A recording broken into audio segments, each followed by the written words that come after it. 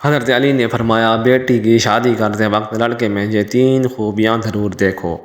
والدین یہ ویڈیو ہر حال میں دیکھیں۔ بیٹی کی خوشی پیاری ہے تو یہ 3 چیزیں لڑکا دیکھتے وقت کبھی اگنور مت کرنا۔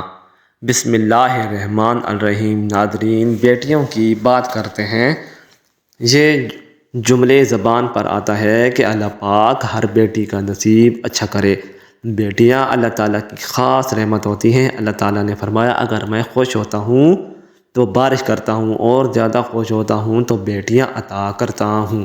بیٹیاں کہاں ہر ایک کے نصیب میں ہوتی ہیں۔ اللہ کو جو گھر ہو پسند یہ وہاں ہوتی ہیں۔ بیٹیاں اپنا رزق اور نصیب ساتھ لے کر آتی ہیں۔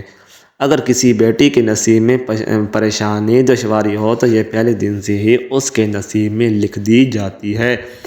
بس یہ اب ان پر منحصر ہے کہ وہ اس دشواری کا مقابلہ کیسے ڈٹ کر کرتی ہیں۔ بیٹیوں کی بچپن کی شرارتیں والدین کو پوری عمر نہیں بھولتی۔ بڑی ہو کر بیٹیاں اور بھی اچھی لگتی ہیں، مگر رخصتی کے بعد ان باتوں کو یاد کر کے والدین اور بھی خوش ہوتے ہیں۔ ہر والدین کی یہ تمنا ہوتی ہے کہ وہ اپنی بیٹیوں کو کبھی بھی اپنے سے دور نہ کریں، لیکن سنت نبوی پر عمل کرتے ہوئے انہیں دوسرے گھر رخصت کرنا پڑتا ہے۔ میری ایک بہن نے لکھا ہے، کچھ روز پہلے پیش آنے والا یہ ایک سچا واقعہ ہے۔ وہ کہتی ہیں، میں سبزی خریدنے کی غرض سے ایک سبزی فروش بابا کی دکان پر گئی۔ بابا جی کے پاس ان کی 5 سالہ معصوم سی پوتی بیٹھی ہوئی تھی، جو بڑی معصومیت سے بابا جی کو بوری سے سبزی نکال کر دے رہی تھی۔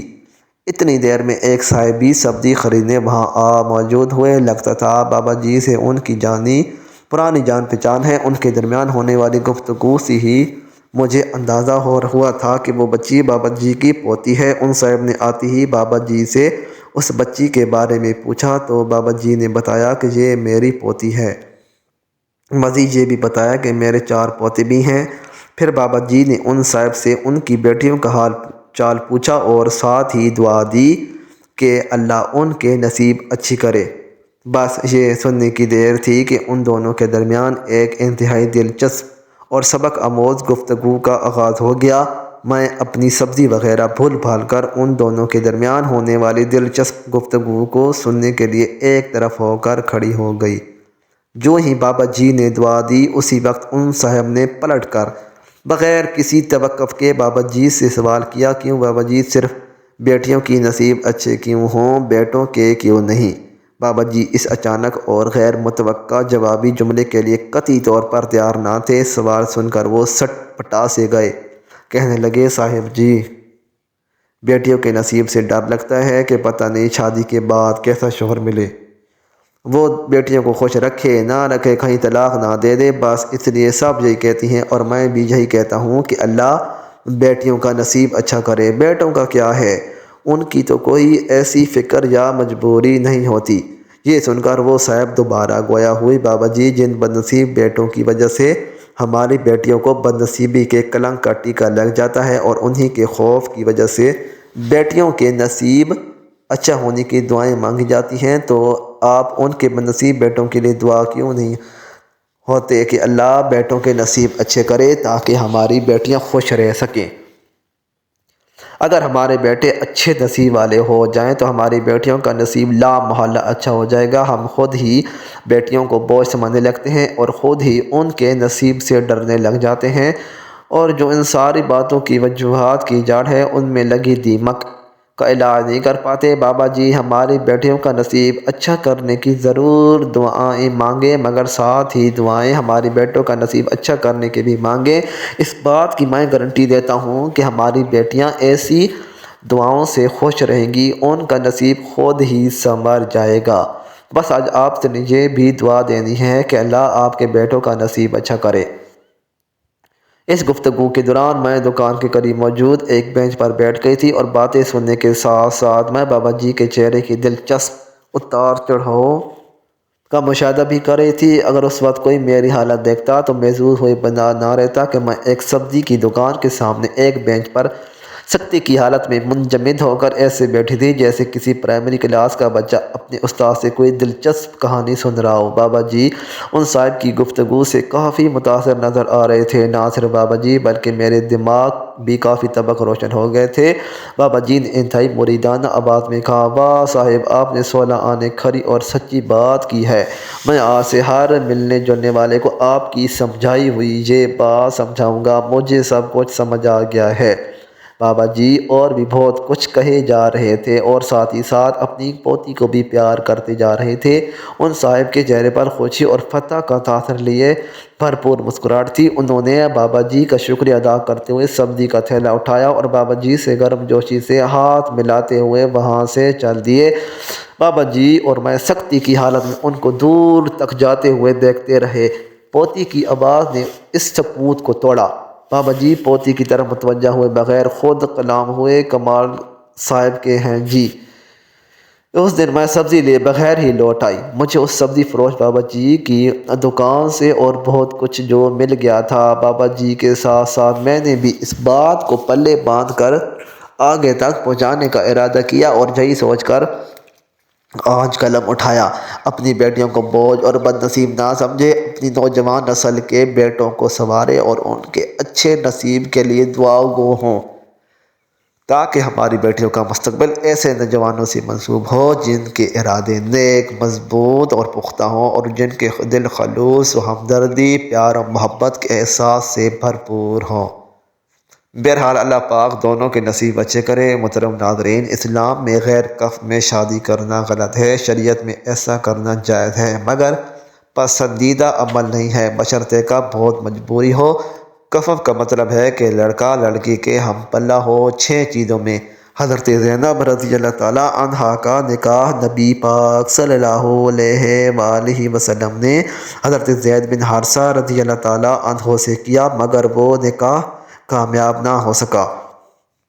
اس پر سب فقہا کا اتفاق ہے کہ باپ کے لیے غلط ہے کہ وہ اپنی بیٹی کا نکاح غیر کف میں کر دے، کیونکہ عورت شوہر کے ماتحت ہوتی ہے اور جس کے ماتحت ہوتی ہے اس کا آپ سے درجے میں اوپر ہونا ضروری ہے۔ آپ کبھی بھی ذہنی طور پر اپنے سر کا تاج ایسے شخص کو نہیں بنائیں گی جو آپ سے کم تر ہو۔ یہ اس لیے ہے تاکہ عورت کو اس چیز کا احساس ہو کہ میرا شوہر دیکھنے میں واقعی میرا شوہر لگ رہا ہے، ہاں میں اس کی اطاعت کروں گی، لیکن میرے شوہر کا مجھ سے مرتبے میں اونچا ہونا ضروری ہے۔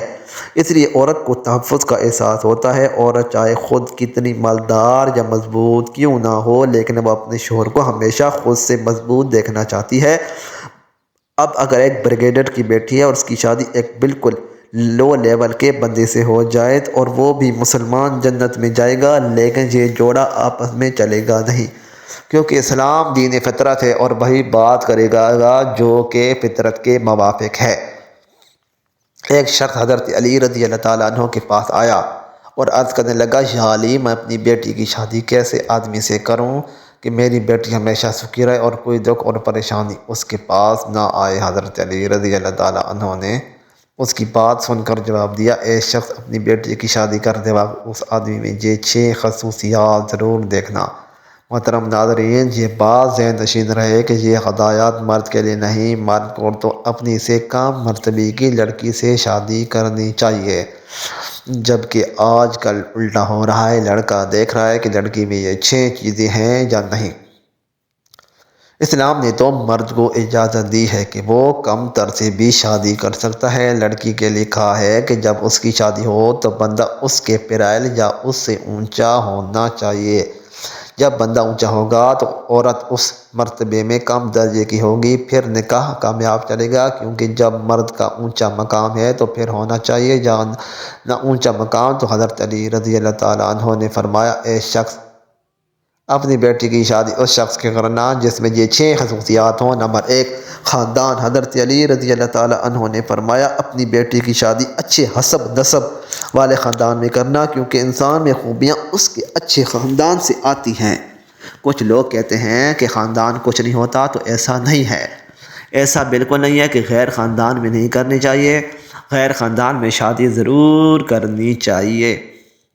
اگر جوڑ کا رشتہ مل رہا ہے مگر کم تر خاندان میں نہ کرے۔ کم تر خاندان کا مطلب ہوتا ہے بعض خاندان حرکتوں میں مشہور ہوتے ہیں، نیچ حرکتوں کی وجہ سے۔ اس کا یہ مطلب نہیں کہ ان میں ہر آدمی نیچ ہوتا ہے، لیکن بعض خاندانوں کے بارے میں مشہور ہوتا ہے کہ یہ اچھی فیملی نہیں ہے، یہ تمیز والے لوگ نہیں ہیں۔ یہ الگ بات ہے کہ ان میں سے بعض لوگ اچھے بھی نکل آتے ہیں، اس لیے اس کا یہ مطلب نہیں ہے کہ اگر کوئی اچھے خاندان کا نہیں ہے تو وہ لازمی برا انسان ہی ہوگا۔ لیکن بعض خاندانوں کی خصوصیات ایسی ہوتی ہیں کہ پتہ چل جاتا ہے کہ بندہ اچھے خاندان کا نہیں ہے۔ تو حضرت علی رضی اللہ تعالیٰ عنہ نے فرمایا کہ اے شخص، اپنی بیٹی کی شادی اچھے خاندان میں کرنا۔ نمبر 2، پیشہ۔ حضرت علی رضی اللہ تعالیٰ عنہ نے فرمایا کہ اپنی بیٹی کی شادی اس لڑکے کے ساتھ کرنا جس کا پیشہ اچھا ہو۔ لڑکی بہت اونچے خاندان کی ہے اور والدین اس کی شادی بالکل ایک لو لیول کے آدمی سے کر رہے ہیں تو یہ بے جوڑ رشتہ نہیں چلے گا۔